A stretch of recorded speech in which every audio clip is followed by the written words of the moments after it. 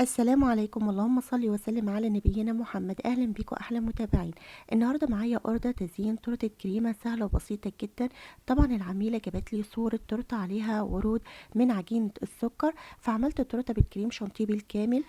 يلا نشوف تفاصيل فيديو النهارده. معايا تورته مقاس 20 زي ما انتم شايفين كده، خبزتها طبعا في صينيه ارتفاع عالي. اخدت معايا 300 جرام من الدقيق الاسبونج الجاهز، 3 بيضات، ربع كوبايه ميه، 40 جرام من محسن الجل، معلقه صغيره من الخل، معلقه صغيره من الفانيليا.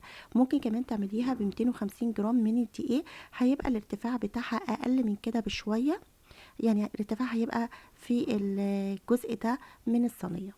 هبتدي كده اشيل الكيكه من الصينيه زي ما انتم شايفين كده، همسكها من ورق الخبز واطلعها.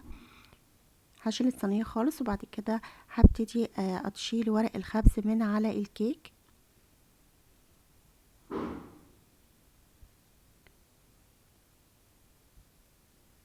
بالشكل ده.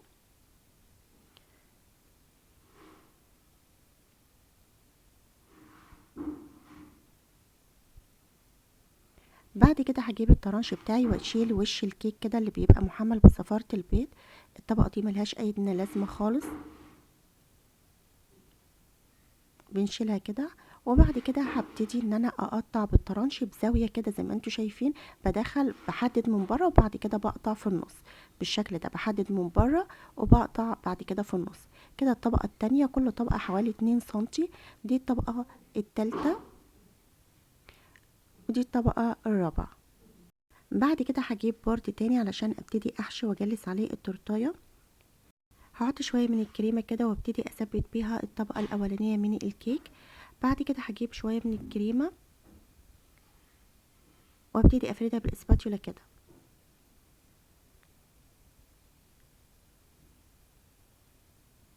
بالشكل ده.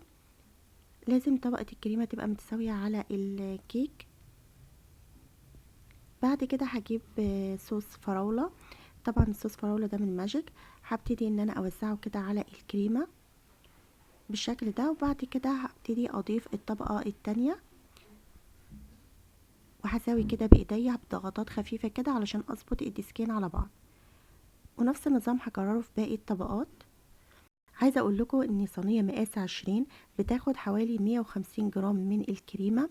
طبعا لو انت مش هتعملي اي اشكال عليها من فوق، مجرد ان هي حشو وتجليس، هتاخد 150 جرام. ولا يعني لو عملتي هتعملي تزيين بسيط جدا.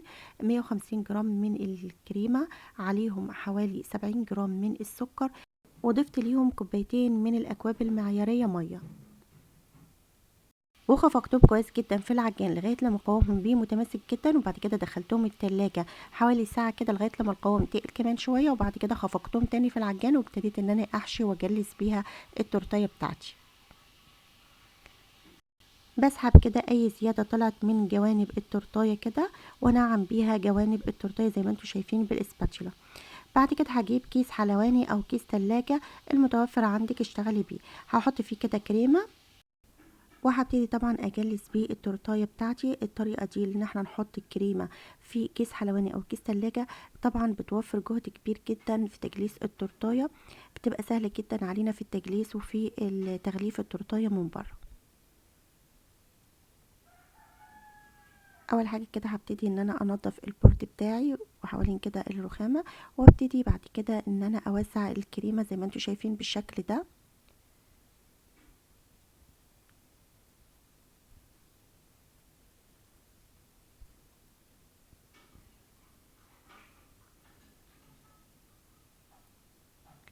وكمان بوزع على سطح الكيك من فوق.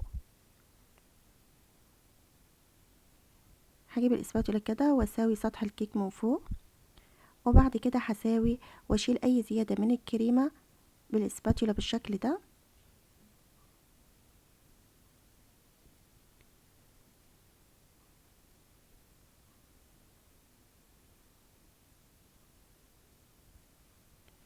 بعد كده هبتدي ان انا امسح اي زيادة كده على البورد، وهجيب الاسكراب المشرشر ده واعمل بيه كده شرشرة على الجوانب. بعد كده عندي التيب ده. التيب ده موجود في العلبة الكاملة، ما يعني الفتحة بتاعته عاملة زي دوران كده. انت ممكن كمان تعمليه بكيس الحلواني، انت تقصيه نظام دوران او ممكن تستخدمي اللي هو التب بتاع فرع الشجرة وتعملي بيه الوردات اللي انا بعملها دلوقتي. بعملها بتلات كده على بعض بالشكل ده.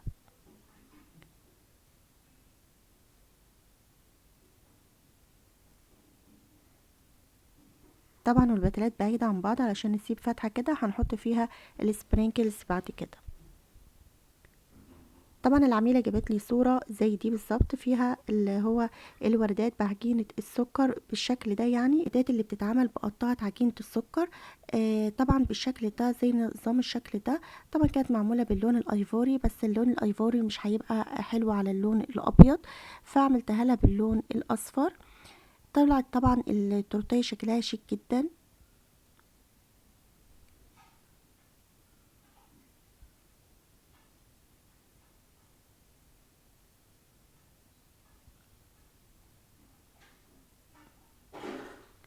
طبعا التورتيه شكلها حلو وجميلة وبسيطة كمان. في ناس بتحب البساطة جدا في تزيين التورت.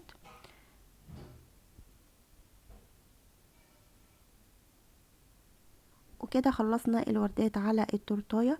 هنجيب سبرينكلز كده موف زي ما انتوا شايفين كده، وهحطه كده في المكان الفاضي في الوردات كده في النص، بيديها شكل حلو قوي. الموف على الاصفر بيبقى تحفة جدا،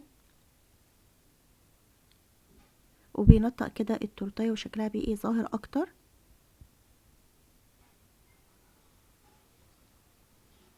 في كل وردة كده تحطي 3 وحدات من السبرينكلز بالشكل ده.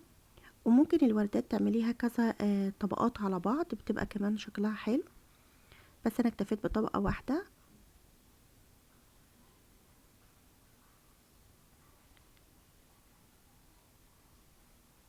بعد كده هحدد كده التورتيه من تحت كده بروزيتات.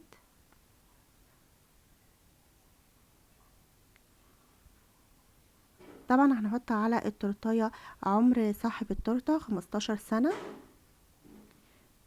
طبعا دي عاملاها بالمولد الاكليرك. 15 سنة، كل سنة وانت طيب والعمر كله ليك. شايفين التورتيه شكلها حلو قوي. هبتدي بعد كده ان انا احط عليها اسم جروبي، جروب موناليزا للتورت والحلويات.